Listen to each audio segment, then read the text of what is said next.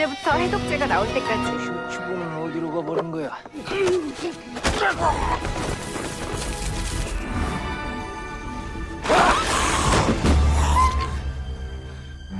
고세 암술.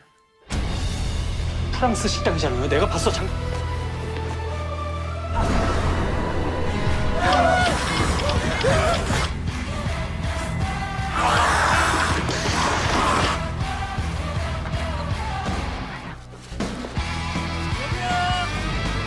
근데 너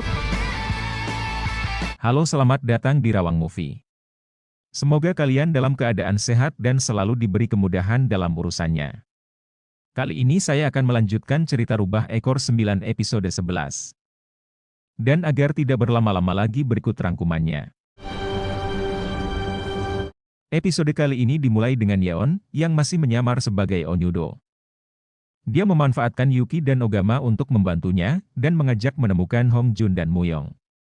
Yeon memainkan perannya dengan baik, dan meyakinkan kedua rekannya untuk mengikuti.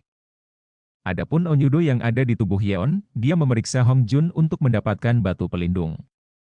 Namun, Hong Jun yang kesal pun meninjunya hingga terpental. Bersamaan dengan itu tentara bayaran tiba di sana. Hongjo dan Muyong pun mulai bertarung melawan Yuki dan Ogama.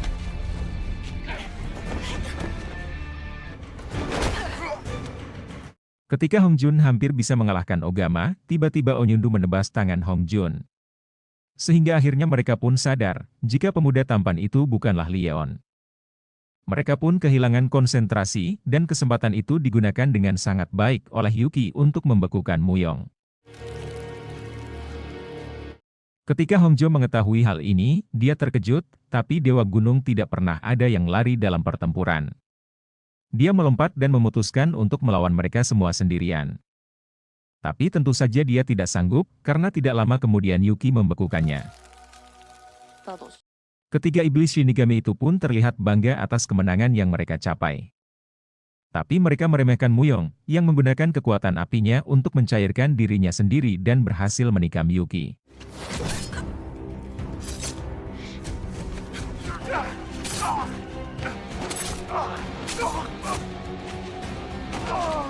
Setelah menikam Ogama berkali-kali, Muyong mencoba menggunakan keahlian apinya untuk mencairkan Hong Jun juga. Tapi itu semua membutuhkan waktu yang lama. Sehingga Ogama yang berhasil kembali bangkit menyerangnya dari belakang. Situasi semakin memburuk ketika Onyudo berencana memindahkan jiwanya ke tubuh milik Muyong. Onyudo menyuruh rekannya melukai tubuh Yeon, lalu kemudian dia bersiap melakukan ritual pemindahan jiwa. Namun tiba-tiba Yeon melompat menghalangi, dan berhasil kembali ke tubuhnya sendiri. Tetapi beberapa luka akibat pedang membuat Yeon terjatuh. Kesempatan itu digunakan Onyundu untuk mengulang kembali ritual pemindahan jiwa. Syukurlah Hong Jun yang telah bebas memukul Onyundu, lalu Yeon mengeluarkan kekuatan petirnya dan mengubah Nyudo menjadi debu.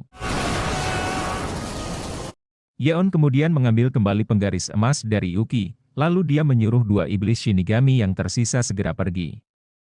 Yeon bersama dua rekannya berbaring di tanah dan merasa lega karena telah berhasil mengatasi masalah iblis Shinigami.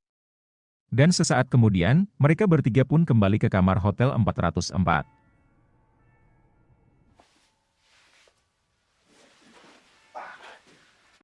Satori berjalan dalam keadaan berlumuran darah setelah dia membantai semua iblis Yacha seorang diri.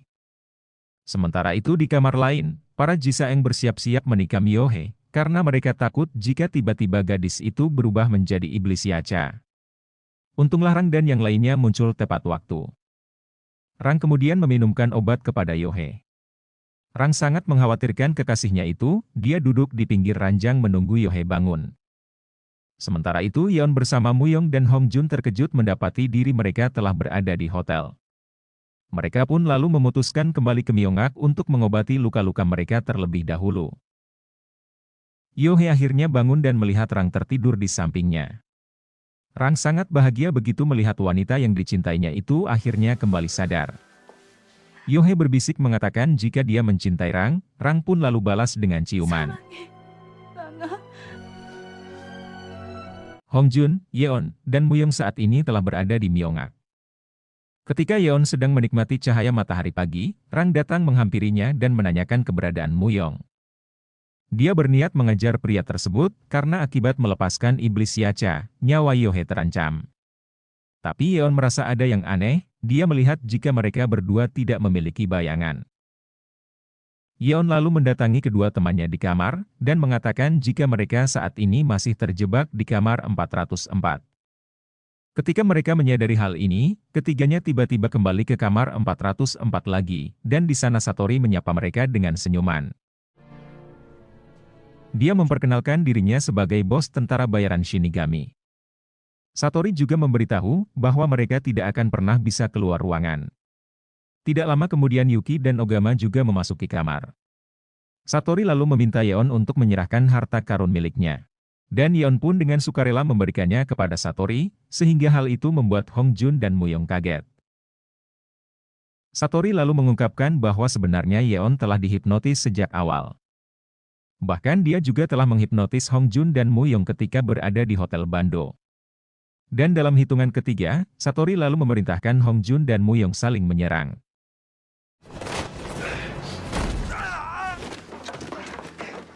Tapi Yeon juga pintar, karena sebelumnya dia juga telah melakukan hipnotis terhadap Yuki dan Ogama. Dengan perintah dari Yeon, Ogama memeluk Satori dengan kuat, dan kemudian Yuki lalu membekukannya. Yeon menusuk Satori dengan sebilah pisau, sehingga Hong Jun dan Muyong pun terbebas dari hipnotis. Setelah mengambil kembali harta karun miliknya, Yeon menyuruh ketiga iblis Shinigami itu lompat dari atap. Tapi tiba-tiba, Muyong mengambil tas harta karun dari tangan Yeon. Dia berhasil mendapatkan penggaris emas, sementara Yeon ditinggalkan dengan batu pelindung. Orang tua Sunwoo sangat kesal atas peristiwa pembunuhan di Hotel Bando, karena rencananya mereka akan menggunakan tempat tersebut untuk acara pernikahan Sunwoo dan Jenderal Kato. Tapi Sunwoo telah memikirkan sebuah rencana dan memutuskan tetap melangsungkan pernikahannya di sana. Karena dia berencana akan meledakkan bom di acara pernikahannya itu, yang kemungkinan besar akan dihadiri oleh banyak pejabat pemerintah Jepang. Namun tanpa diduga Jenderal Kato mendatangi butik milik pengantin siput. Dia mengatakan jika dia tahu tentang pemberontakan yang mereka rencanakan. Tapi untuk sementara ini, Kato sengaja membiarkan mereka. Karena dia ingin memperlihatkan kepada Sunwoo jika usahanya itu akan sia-sia belaka. Esok harinya Sunwoo menemui Shinju, dia memberitahu jika pernikahannya dan Jenderal Kato akan berlangsung dalam waktu 2 hari. Sunwoo meminta Shinju membantunya untuk menjalankan rencana mereka. Namun Shinju khawatir jika dia tidak bisa membantu. Karena malam itu tepat terjadinya gerhana bulan, dan saat itu dia dan Yeon harus pulang ke masa depan. Yeon yang mendengar percakapan mereka lalu memutuskan untuk membantu. Dia percaya jika mereka berhasil membunuh Jenderal Kato, maka penduduk Joseon bisa terbebas dari penderitaan. Kemudian Yeon bertemu dengan Hong Jun. Meskipun dia kehilangan penggaris emas karena dicuri Muyong, Yeon cukup tenang karena dia masih memiliki batu pelindung. Yeon berkata jika sebelum pulang, dia akan melakukan sebuah misi untuk membunuh Jenderal Kato dan antek-anteknya. Dan dia meminta Hong Jun membantunya menjalankan misi tersebut. Malam harinya Muyong pergi ke tengah hutan membawa penggaris emas. Meskipun dia terluka parah, dia berjanji akan mendapatkan batu pelindung setelah dia sembuh. Karena Muyong berencana ingin menjalani kehidupan normal dengan saudaranya ketika dia dihidupkan kembali. Di lain tempat Yeon berbicara kepada Taluipa sebelum pertarungan terakhirnya. Di sana Taluipa memperlihatkan sebuah lukisan dewa gunung yang asli. Di mana pada zaman dulu hanya ada satu dewa gunung, dan dia sangat kuat. Tapi karena dia lupa diri dan membangkitkan para iblis, dewa kematian pun membunuhnya. Kemudian dewa kematian membagi kekuatan dewa gunung menjadi 4 pusaka. Salah satunya adalah batu pelindung dan penggaris emas. Taluipa menambahkan bahwa penggaris emas dan batu pelindung seharusnya tidak ada dalam periode waktu yang sama. Karena jika itu terjadi, kedua benda itu akan saling menarik menjadi satu seperti sebelumnya. Saat ini penggaris emas berada di tangan Muyong, dan dia berencana menghidupkan kakaknya kembali dengan pusaka tersebut. Tapi masalahnya, yang coba dihidupkan kembali oleh Muyong sebenarnya bukan saudaranya, Selama ini, dia dipermainkan sebagai orang bodoh. Muyong tidak menyadari jika yang dia coba bangkitkan itu adalah Dewa Gunung yang asli. Di tempat lain Muyong mulai melakukan ritual pembangkitan arwah. Dan setelah itu tiba-tiba Hogyong muncul di hadapannya. Tapi itu bukanlah Hogyong kakaknya. Saat dia memeluk Muyong, dia mengungkapkan bahwa dia sebenarnya bukan saudaranya. Dia berterima kasih kepada Dewa Gunung atas bantuannya dan menyentuh dahi Muyong. Saat dia melakukannya, Muyong menjadi kaku seperti papan dan jatuh ke tanah. Hongjun menyadari ada yang tidak beres saat dia menjatuhkan vas, dia merasa ada sesuatu hal buruk yang sedang terjadi. Yeon bergegas mencari keberadaan Muyong. Sementara itu Hogyong mengungkapkan jika dia adalah Dewa Gunung yang asli, dan akan menyelesaikan apa yang dia mulai dulu.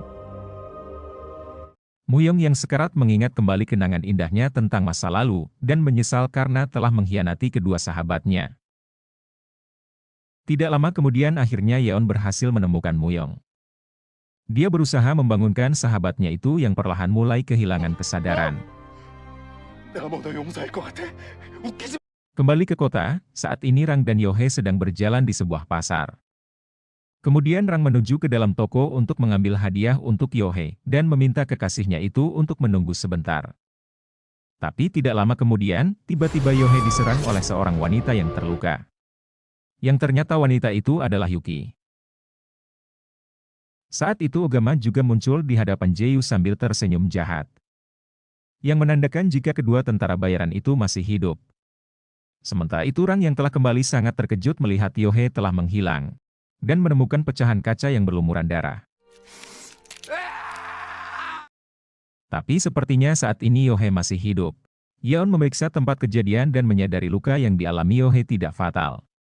Dia juga melihat perhiasan boneka salju milik Yuki, dan mengetahui jika pelakunya adalah iblis Shinigami. Yeon berjanji kepada adiknya itu, jika dia tidak akan pergi sebelum bisa menyelamatkan Yohei. Dan scene ini pun mengakhiri episode 11 kali ini. Tunggu kelanjutannya dan mohon maaf jika terjadi kesalahan dalam penyampaian saya. 내가 싸울 수 있게